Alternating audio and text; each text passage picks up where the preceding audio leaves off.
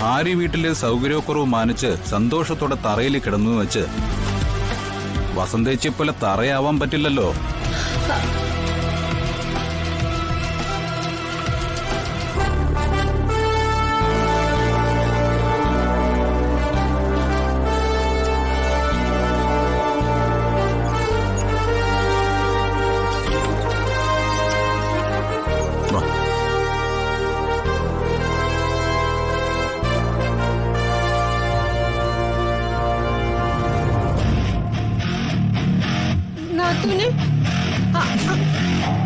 പ്രകാശ അവൻ പറഞ്ഞു അമ്മേ.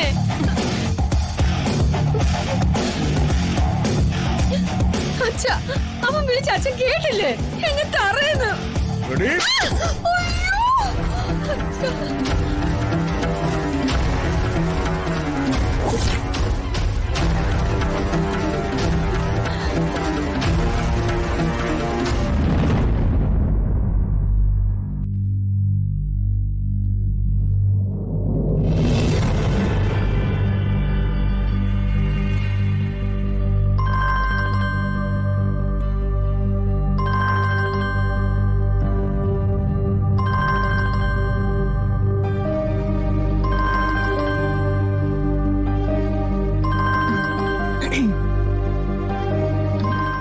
എന്തൊക്കെയുണ്ട് വിശേഷങ്ങള്?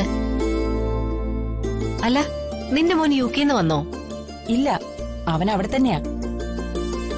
ആ പിന്നെ നിന്റെ നാത്തൂന്റെ വീട്ടിൽ നിന്നൊരു വിശേഷം കേട്ടു, അത് പറയാനാ വിളിച്ചേ. നിന്റെ നാത്തൂൻ ചന്ദ്രികയല്ലേ? ആ അതെ അതെ, എന്റെ നാത്തൂൻ തന്നെയാ ചന്ദ്രിക. അല്ല, അവിടെ എന്താ വിശേഷം? അവര് വളർത്തിയൊരു പയ്യനില്ലേ, എവിടെന്നോ ഏതോ ഒരു വീട്ടുജോലിക്കാരെ വിളിച്ചോണ്ട് വന്നെന്നാ കേക്കുന്നെ.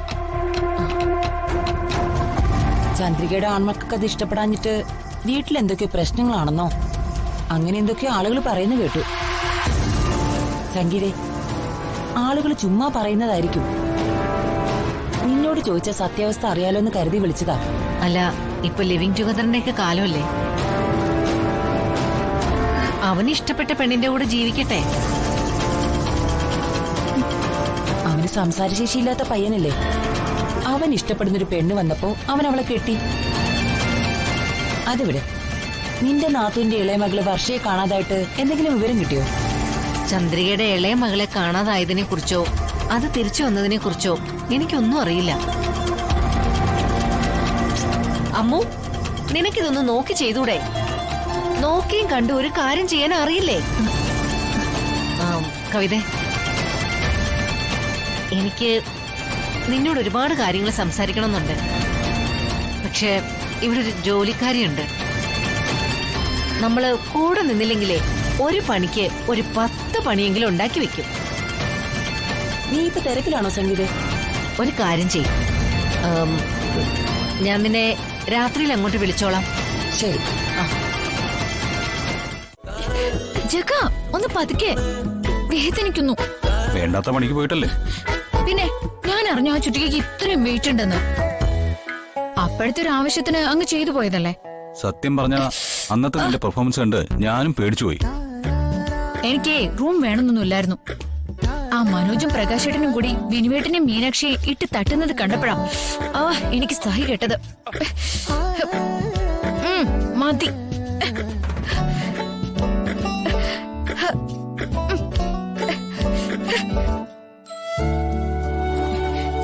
ജഗ, വിനുവേട്ടന് സ്ഥിര വരുമാനമുള്ളൊരു ജോലി എത്രയും പെട്ടെന്ന് വേണം.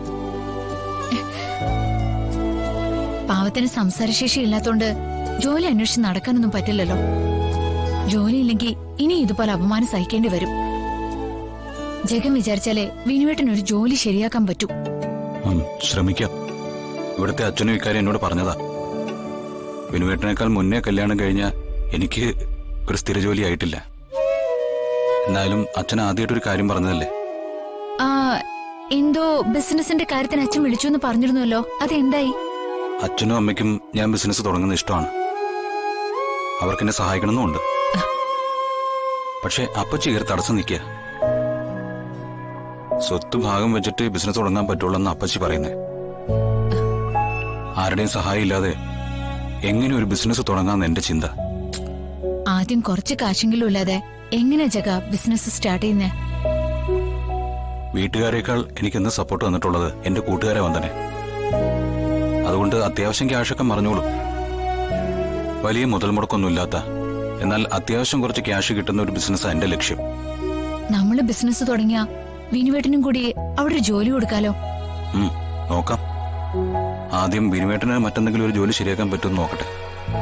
ശരിയാവും, ഞാൻ പ്രാർത്ഥിക്കാം. വിനുവേട്ടന്റെ കേസിൽ പ്രാർത്ഥിച്ചാ അത് നടക്കും. അത്രയ്ക്ക് നല്ല മനസ്സാ വിനുവേട്ടന്റെ. അല്ല, വിനുവേട്ടന്റെ മനസ്സ് മാത്രമേ ഉള്ളൂ. ഏയ്. എന്താ?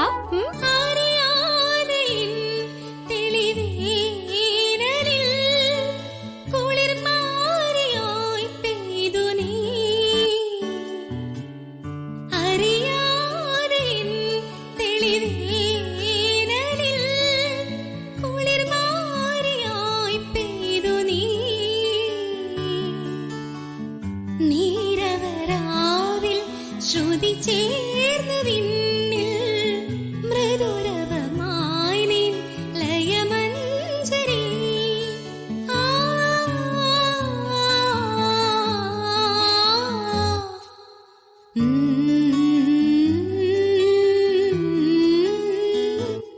സ്വപ്നം മലരായി ഈ കൈക്കുമ്പിളിൽ ജന്മം സഫലം എൻ ശ്രീരേഖയിൽ